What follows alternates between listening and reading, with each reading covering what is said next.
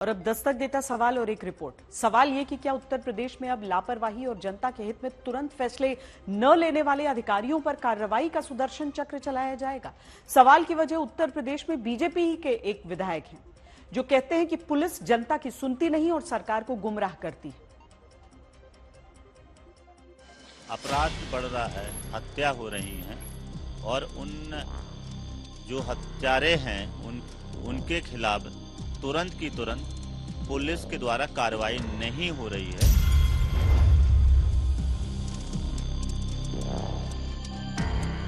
ये अधिकारी जो हैं गुमराह करने का भी काम कर रहे हैं। अपराधियों के नाम एफआईआर में लिख जाएं, इसके लिए दौड़ना पड़ रहा है। जिनका बयान सुनकर आपको लग सकता है कि पक्का ये कोई उत्तर प्रदेश में विपक्ष के नेता होंगे, वो जानकारी को दुरुस्त करें। अपनी ही सरकार के राज में उत्तर प्रदेश पुलिस पर सवाल उठाने वाले ये हैं बृजभूषण राजपूत, महोबा की चरखारी सीट से बीजेपी के विधायक। ऐसे विधायक जो अपने विधायक निवास में उन लोगों को लेकर बैठे हैं जिनका आरोप है कि उत्तर प्रदेश की पुलिस ने न्याय देने के लिए सुनवाई तक नहीं की। अपने क्षेत्र की जनता को इंसाफ दिलाने के लिए बीजेपी विधायक को अपनी सरकार के राज में महोबा से चलकर लखनऊ आना पड़ता है ताकि लखनऊ से पैरवी करा के महोबा में इंसाफ दिलाया जा सके। जैसे 9 सितंबर की वारदात का सीसीटीवी वीडियो ये लोग दिखाते हैं। आरोप है कि इसमें व्यापारी अनिल चौरसिया को महोबा में गोली मारी गई।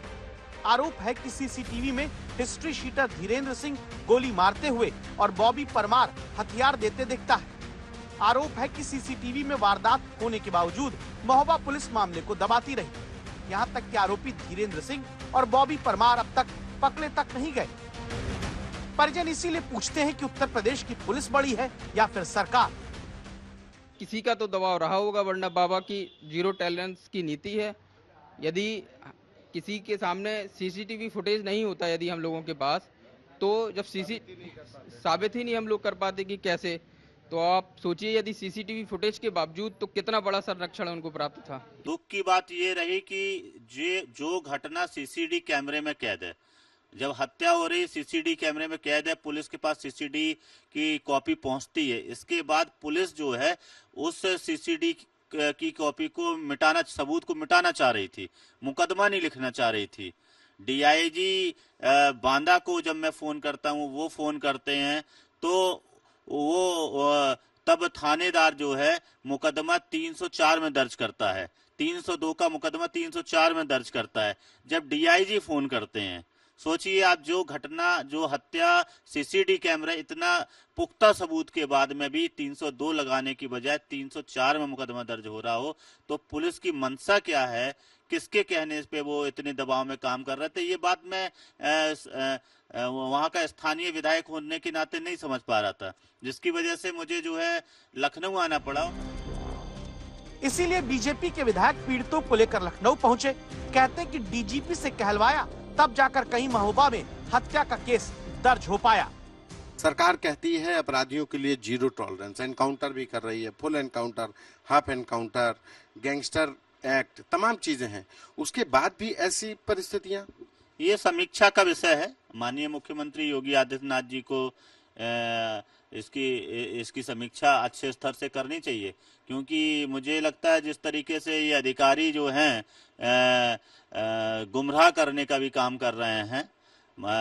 हमारे मुख्यमंत्री जी की मंशा साफ है, मगर अधिकारी कहीं ना कहीं माननीय मुख्यमंत्री जी को गुमराह कर रहे हैं, जिसकी वजह से बहुत से लोग ऐसे हैं जो प्रताड़ित हैं, पीड़ित हैं। 3 परिवार तो उत्तर प्रदेश में बीजेपी विधायक के साथ इसी कमरे में बैठे मिले, जिनके घर में किसी की हत्या हुई, लेकिन पुलिस ने तुरंत कार्रवाई करने की जगह आरोप है खानापूर्ति की। संवाददाता संतोष को बीजेपी विधायक ने फर्रुखाबाद के छविनाथ लोधी से मिलवाया। इनके 2 बेटों की हत्या 19 जुलाई को की गई। आरोपियों के नाम बताने के बावजूद आरोप है पुलिस ने नाम तक नहीं जोड़ा। फिर जाकर इन्हें विधायक के साथ लखनऊ अपनी पैरवी कराने आना पड़ा। उप मुख्यमंत्री ब्रजेश पाठक जी को इनको लेकर मैं गया था, उनने भी फोन किया लगभग 15 दिन पहले। इसके बाद में भी उन अपराधियों के नाम एफआईआर में शामिल नहीं किए गए हैं। इसके बाद मैं फिर परसों जो है माननीय मुख्यमंत्री योगी आदित्यनाथ जी के पास इनको लेके गया था। अपराधियों के नाम एफआईआर में लिख जाएं, इसके लिए दौड़ना पड़ रहा है। उत्तर प्रदेश में इससे पहले भी पूर्व मंत्री मोती सिंह थाने और तहसील में भ्रष्टाचार के आरोप लगा चुके हैं।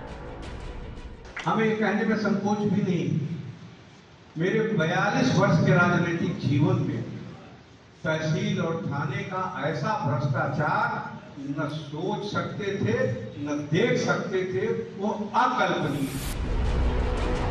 क्या ये उसी बयान का सच है जो बीजेपी विधायक लखनऊ में आकर दिखाते हैं कि लखनऊ से जितना सख्त आदेश सरकार देती है वो लखनऊ से दूर के इलाकों तक पहुंचता है तो अधिकारी उस आदेश को हल्के में लेने लगते हैं। ये लोग हर 15 दिन में समीक्षा करते हैं बैठक। आप तो शायद देखते होंगे कितने दिन में ये लोग समीक्षा बैठक करते क्या है। ये यहाँ एक प्रश्न खड़ा हो रहा है कि अगर ये घटना घट रही, आप अपनी सरकार पे ही सवाल खड़े कर रहे हैं। मैं समीक्षा बैठक लेने वालों के ऊपर सवाल खड़ा कर रहा हूँ।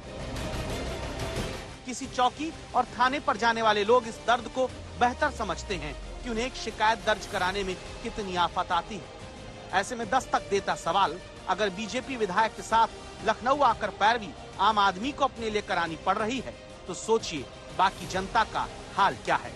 संतोष कुमार, लखनऊ, आज तक।